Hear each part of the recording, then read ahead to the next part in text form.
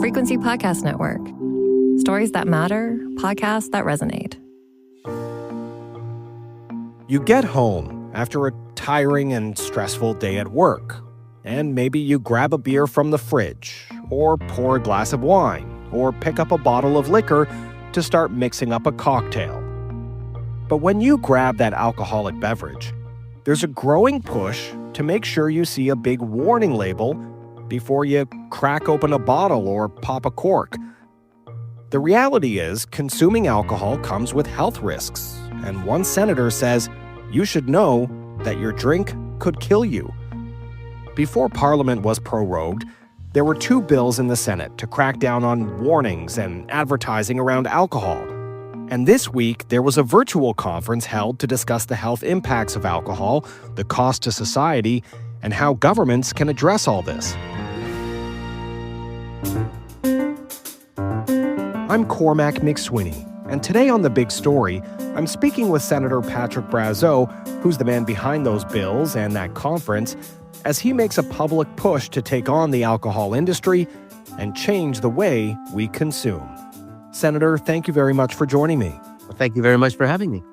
Let's start with your journey and how you got to this point, because you've had some public struggles of your own. Oh, sure. So I've absolutely. So I've never hid the fact that when I started having some professional problems about a decade ago, I turned towards alcohol to try and bury the pain, because at that time there was a whole bunch of allegations against me, and all I wanted to do was give my side of the story right away to set things straight. But unfortunately, that's not how the legal process works, and so I had to be patient, and so I had to live with allegations, and in many cases false allegations over me for many years, and that's not easy on anybody. But having said that, I delved right into alcohol. And dug myself and found myself at the bottom of the barrel after several years of doing that, and even to going at great lengths to try to commit suicide on 2 occasions, and it was thereafter, or shortly thereafter, that I started doing my own research and reading about the negative impacts of alcohol, because if had it not been for alcohol, there is no way in hell that I would have tried to commit suicide on those 2 occasions. And so that's why it got me interested personally into reading about the negative impacts of alcohol. And it was there that I found myself to be in the 75% category of Canadians that are not aware that there's a causal link between small amounts of alcohol consumption and 7 fatal cancers. And when we talk about those cancers, very quickly we talk about colon cancer for men, and we talk about breast cancer for women. And so, we often say as politicians we like to give back, but here I found myself with a wealth of new factual and health science information, and just like cigarette smoking and tobacco smoking and lung cancer, which my mom died of in 2004. Well, here we are again with having the majority of the Canadian population non-knowing this fact. And so it's not about reinventing the wheel. It's just basically doing what we did with tobacco companies and cigarette products. And, today, not only do we have warnings on cigarette packaging themselves, but we have warnings on individual cigarettes inside the packaging. And so the question remains in 2025 is, we know that alcohol is a class 1 carcinogen like tobacco and asbestos, but why is it that the alcohol companies get a free pass from having warning labels on their products? But you're deciding to take some action about all of this. The issues that you talked about there, about the differences between alcohol and other carcinogenic products that Canadians consume, such as tobacco. So tell us a little bit about the 2 bills that you put before the Senate, which now are gone due to prorogation, but nonetheless, tell us a little bit about those.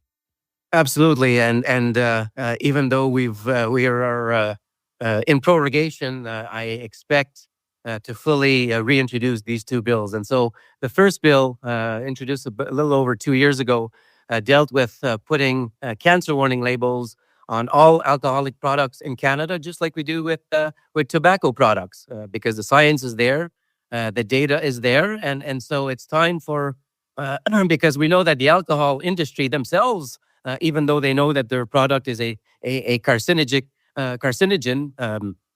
they have not willingly put warning labels because they know that by putting warning labels, that's going to reduce their sales. Uh, and so they're doing everything possible to ensure that there's no warning labels. And so if they're not going to do it, well, it's up to elected politicians.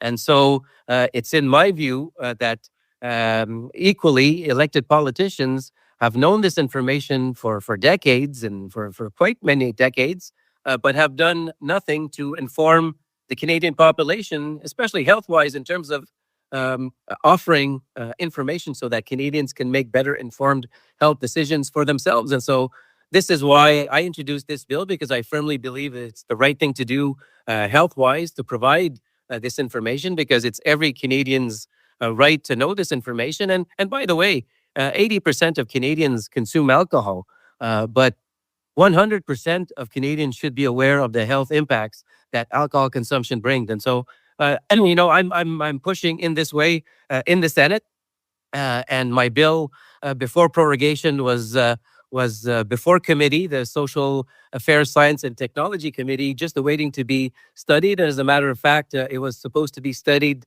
this month. And so, but we're going to have to wait for that to occur. But as soon as Parliament resumes, I will be reintroducing this bill because it's important for Canadians.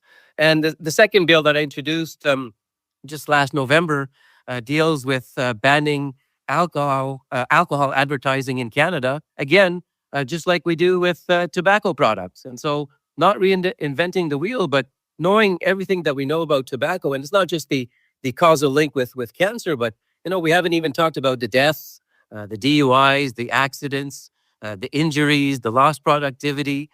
We don't talk about mental health and alcohol. We haven't talked about the suicides, the domestic abuse, the FASD. So there's many issues that alcohol, negative impacts that alcohol causes, but we seem to turn a blind eye to it now.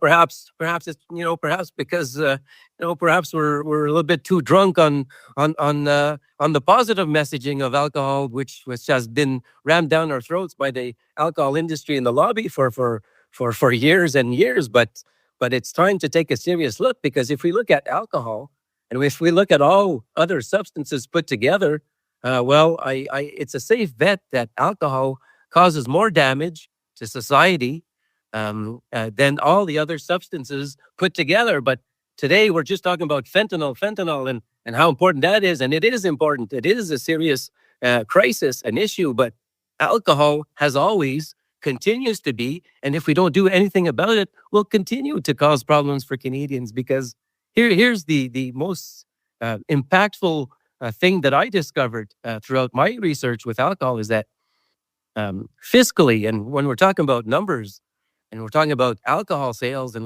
we hear provincial premiers talk about the importance of alcohol sales. Well, that might be nice and fine and dandy, but what they don't talk about is that Canada currently has a $6 billion alcohol deficit, which means that taxpayers and alcohol consumers pay more in terms of the legal fees attached to alcohol in this country, the health costs attached to this country, and the entire societal cost. And so when we talk about the importance of alcohol sales, well, are they really that important with all the damage that it causes? And by the way, not only does it cause all the damage that I named, it causes also 7 fatal cancers, and we have a $6 billion alcohol deficit. And so I'm just one of many that believe that it's just starting to have an adult conversation on alcohol. It's not to take people's alcohol away. We're not talking about that whatsoever, but we are talking about bringing more education and informed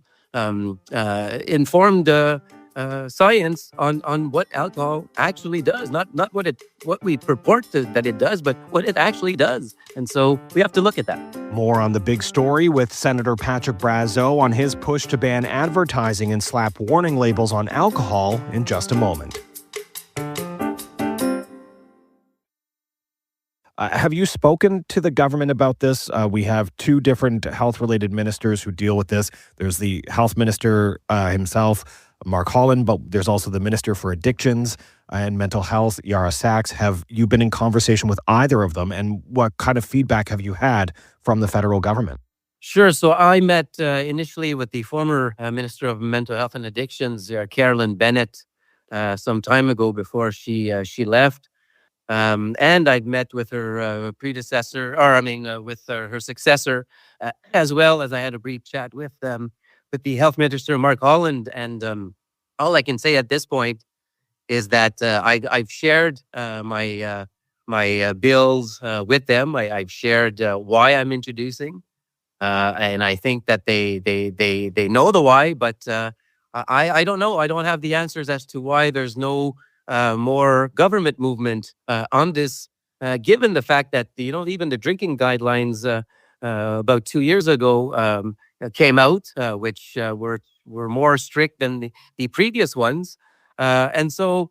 I don't see currently an appetite from the government of Canada to move on the labeling bill, but there is movement in the Senate, and there is a great appetite because I have 5 or 6 of my Senate colleagues are also medical doctors and experts, and so they want this bill to be studied. And so I think once we study this bill, I think elected politicians are quickly going to see the need to move in this direction because it's the right thing to do. And just several weeks ago, the U.S. Surgeon General came out and for the first time ever, and even said in the United States that they should start having cancer warning labels on their alcoholic products. And so, starting in 2026, Ireland, of all places, will start having cancer warning labels on their products. And so, it's not about reinventing the wheel. It's not really a fight against the alcohol industry because that fight will probably end up in the Supreme Court, like it did with the fight against the tobacco industry. But that fight is going to be between the alcohol industry and the government of Canada, whichever government will decide to move in this direction.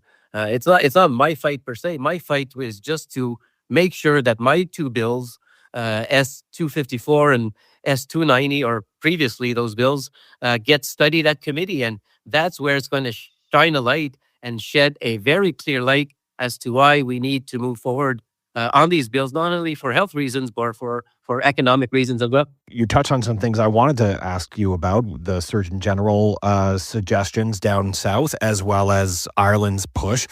Do you believe that this is where the trend is going, that society is heading in this direction based on these recent pushes, as well as the increase in younger generations turning to non-alcoholic beverages? Well, absolutely, and that's a trend that we're sort of seeing as well with the younger generation, and in terms of having more mocktails and having more non-alcoholic drinks. But that generation also wants to know what the ingredients are in the foods that they eat or things that they drink. They want to know what types of minerals are in their cell phones and where they come from. And so I think, it's not a question of when we're going to have these labels. It's or a question of if. It's a question of when. I think that the alcohol industry know the writing is on the wall because let's not forget, in 2018, there was a pilot project in the Yukon where they had cancer warning labels on their products. And after 30 days, that pilot project was terminated because of extreme pressure and legal threats by the alcohol industry themselves onto the government of Yukon. And so, but the point is, after 30 days, sales went down 7%. And so the alcohol industry know this is happening. They are probably the most powerful lobby in the world next to pharmaceuticals.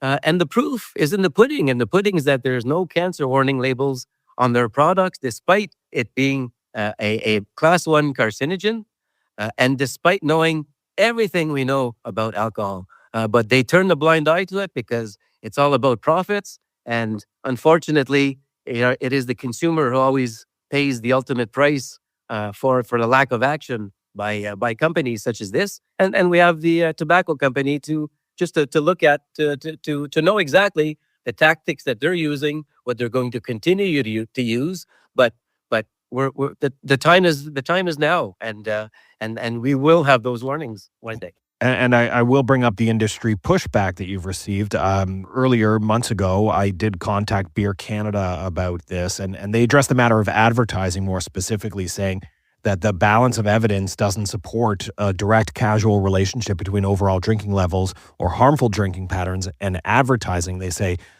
research also shows that increased restrictions on alcohol advertising, as well as outright bans, are actually ineffective. Advertising only moves consumption between brands, not increasing overall consumption. So how do you respond to their pushback? Very simply, here's how I'm going to respond to what most, if not of everything, of what the alcohol industry says and responds to questions out there. Don't believe them. Why don't believe them? Well, because they've never been honest with their own consumers. They've known since 1988 that their substance is a class 1 carcinogen, and they've done absolutely nothing about it except to tell people to drink responsibly since that time up until this day. And let's not forget, many of the studies that they quote from are studies that they fund themselves. And so I don't believe, and Canadians and consumers should not believe anything of what the alcohol companies and the lobby has to say, because they have never been honest and upfront, open and accountable and transparent with their own consumers.